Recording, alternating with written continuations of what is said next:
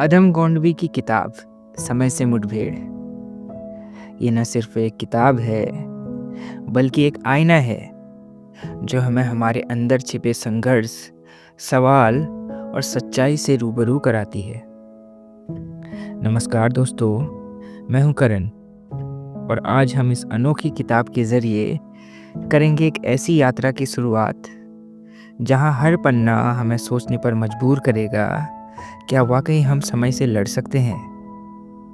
तो आइए हम पढ़ते हैं अदम गोंडवी की सामाजिक समस्याओं और दिल को झंझोड़ कर रख देने वाली इस कविता के संग्रह को, जिसका नाम है समय से मुठभेड़।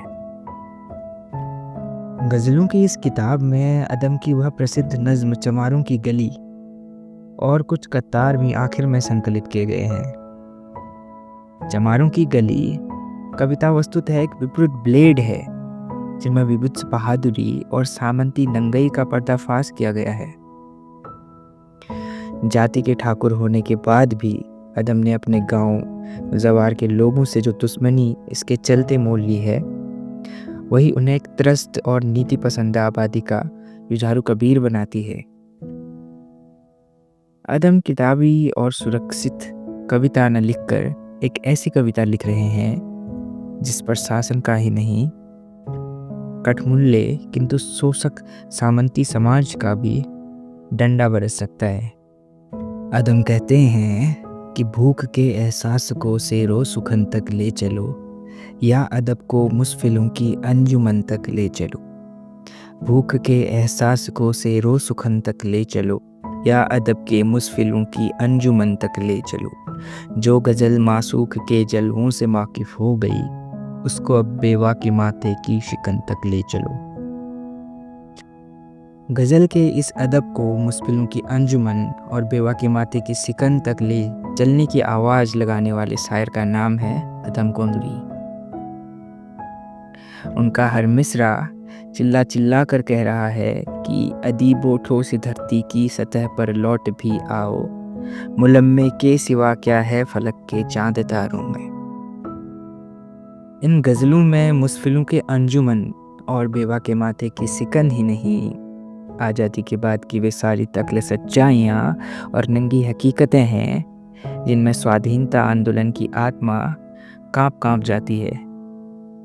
शायर ने अपने इन शेरों में इस आत्मा की समूची वेदना को चीख और आक्रामकता के रूपांतरित कर विशाल हिंदुस्तानी आवाम से जो संवाद स्थापित किया है, वह एकदम नंगे अल्फाज और ठेठ अंदाज में है।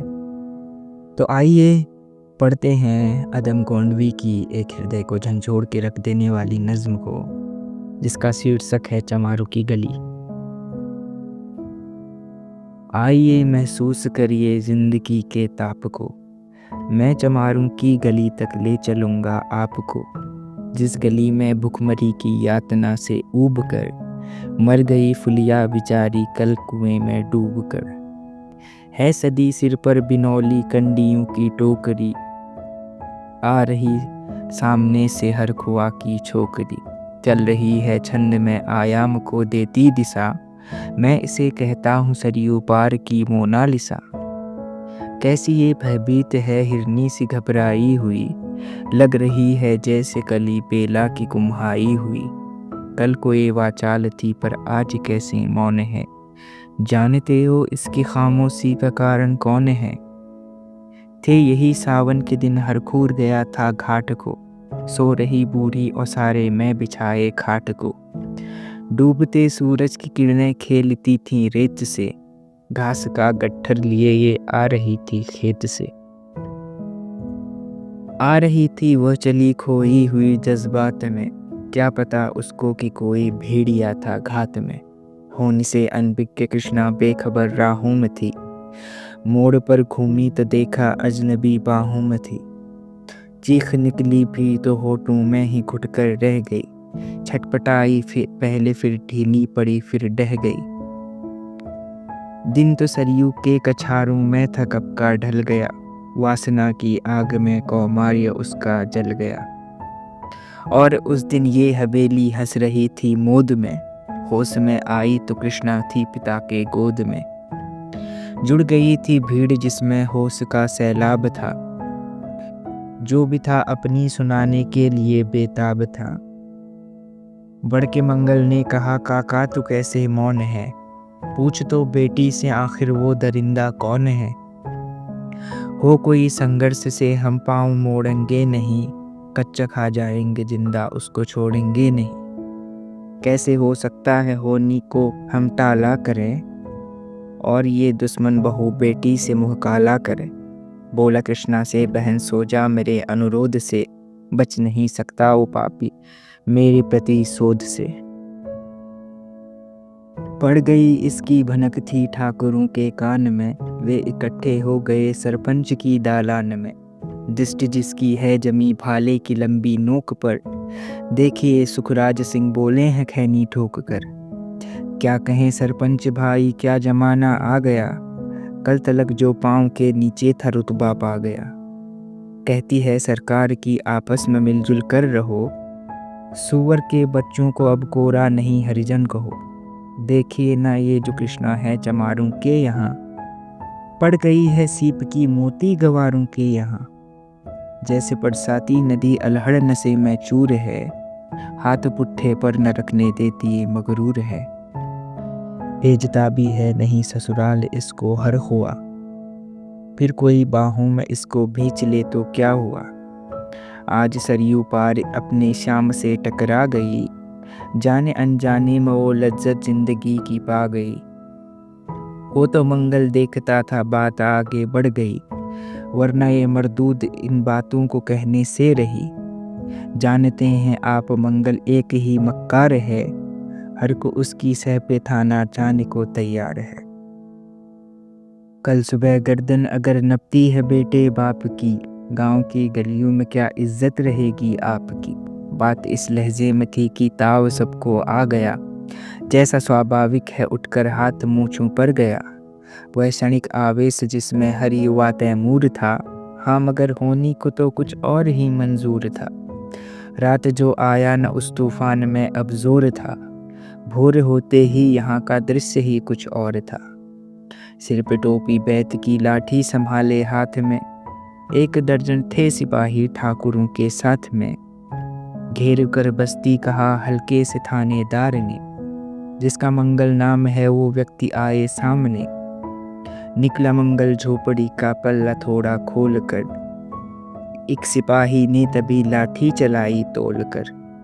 गिर पड़ा तो बढ़ के सिर पे बूट से ठोकर दिया, बोल साले माल चोरी का था जो वो क्या किया। कैसी चोरी कैसा माल उसने जब ये कहा, एक लाठी फिर पड़ी और होश भी अब जाता रहा। होश खोकर वह पड़ा था झोपड़ी के द्वार पर, ठाकुरों से फिर दरोगा ने कहा ललकार कर,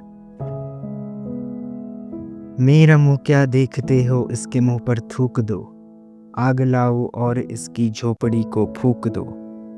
और फिर प्रतिशोध की आंधी वहां चलने लगी, बेसहारा निर्बलों की झोपड़ी जलने लगी। दुधमुआ बच्चा बूढ़ा वो वहां घेरे में था, वह अभागा दीन हिंसक भीड़ के घेरे में था। घर को जलता देख के वे होश थे खोने लगे, कुछ तो चुप बैठे रहे कुछ जोर से रोने लगे। कह दो इन कुत्तों के पिल्लों से कि घबराएं नहीं, हुक्म जब तक मैं न दूं कोई कहीं जाए नहीं।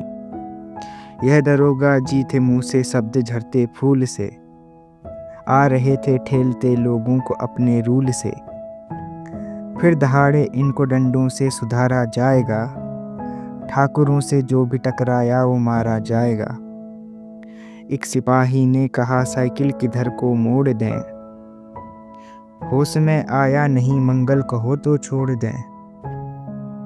बोला थानेदार मुर्गे की तरह मत बांग दो, होश में आए तो लाठियों पर इसको टांग दो। ये समझते हैं कि ठाकुर से उलझना खेल है, ऐसे पाजी का ठिकाना घर नहीं है जेल है। पूछते रहते हैं मुझसे लोग अक्सर ये सवाल, कैसा है कहिए न सरयू पार की कृष्णा का हाल। उनकी उत्सुकता को सहरी नग्नता के ज्वार को, उनकी उत्सुकता को, सहरी नग्नता के ज्वार को, सड़ रहे जनतंत्र के मक्कार पैरोकार को, धर्म संस्कृति और नैतिकता के ठेकेदार को, प्रांत के मंत्री गणों के केंद्र की सरकार को मैं निमंत्रण दे रहा हूँ, आए मेरे गांव में। तट पे नदियों के घनी अमराइयों की छाँव में, गांव जिनमें आज पांचाली उघारी जा रही, या अहिंसा की जहां पर नथ उतारी जा रही है। तरसते कितने ही मंगल लंगोटी के लिए, बेचती है जिस्म कृष्णा आज रोटी के लिए। तो इस कविता के माध्यम से हम अभी घूम के आए हैं चमारों की गली में, और अदम की ऐसी बहुत सारी अन्य कविताएं हैं इस पुस्तक समय से मुठभेड़ में, जहां आपको हर प्रकार की सामाजिक कुरीतियों पर आधारित और सामाजिक अव्यवस्था पर आधारित कविताएं मिलेंगी, जो आपको एक बार अवश्य सोचने पे मजबूर कर देंगी।